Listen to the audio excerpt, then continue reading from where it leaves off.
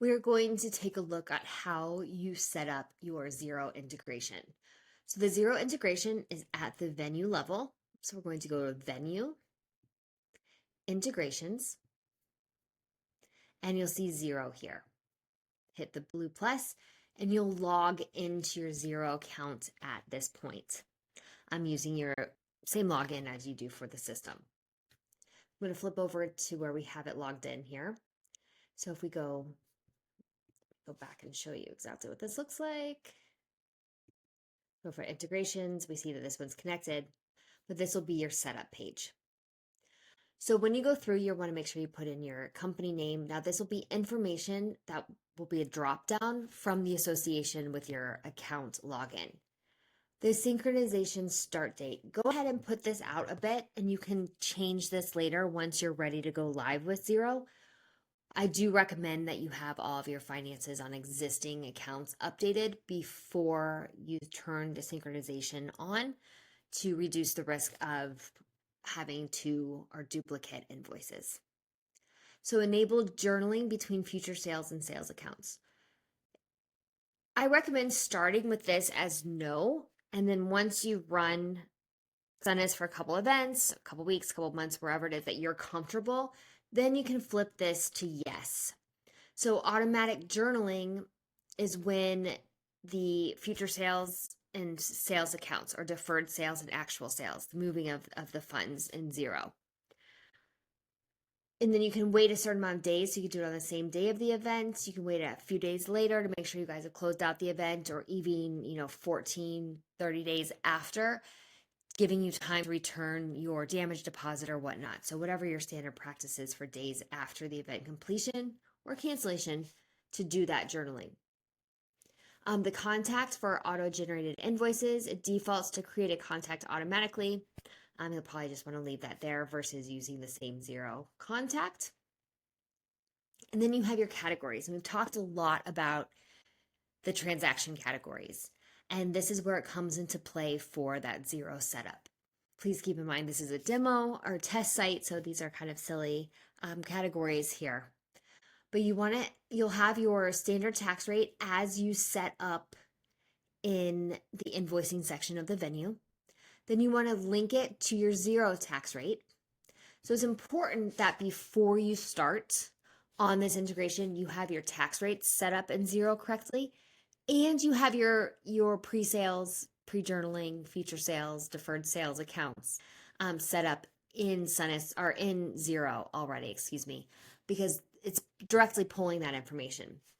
If for whatever reason you're like, oh shoot, I forgot to put 20% in, or oh, I forgot to set up my pre-sales account, you can go ahead into your Xero account, set those up, and then go actions, refresh Xero data.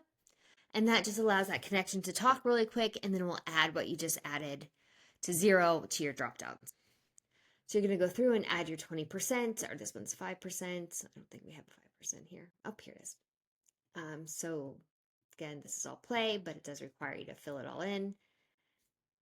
And just bear with me as I go through here. And I'm just making sure that they all match. Okay, a couple more here. 20 and 20. Okay, so then you're going to go through to each one and say, what do you want that pre-journaling future sales, deferred sales account? So this is where the money will start pre-event. Once the event occurs or the service has been delivered, then the money is moved to your realized sales, actual sales, post-sales account. Now, if it's the same account here, even with journaling turned on, there's nowhere to move the money, so journaling won't actually happen. So you do need these two sales accounts to be different in order to journal, right? You can't move things unless it's moving somewhere different. So make sure again that you have your sales accounts the same or different, but you have them set up in Xero. That's what I'm trying to say. Now, you can have your different categories and be moving them all to the same pre-sales account. So like in here, I'm using it to count 200 across the board. But then maybe your post journaling accounts is where they're split up to the different transaction categories. Or again, maybe you're keeping them all the same. It's however you want to handle that. So you're going to have in all of your accounts. If you're not journaling, just keep them the same. So you've got it turn to no up here. Not going to journal, so you don't need to have two different accounts. You can put the same account. And then once that looks good and you're comfortable with that, you're going to hit save. And it didn't yell at me because I filled out everything and it's ready to go. And this will already go into effect. I can actually change this to be a future date here. So maybe we'll start on the new year. And now it's ready to go. So nothing's going to start until this date and time.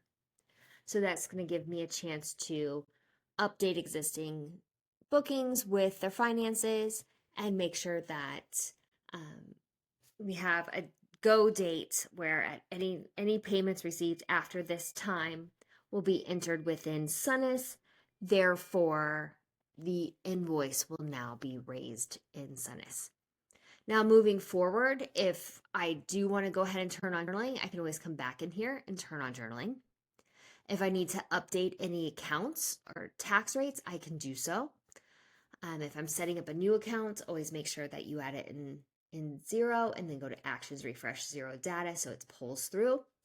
Always click Save. And then if at any point you do not want to use the integration any longer, you can hit this red button and disconnect. And that is turning on your Xero integration.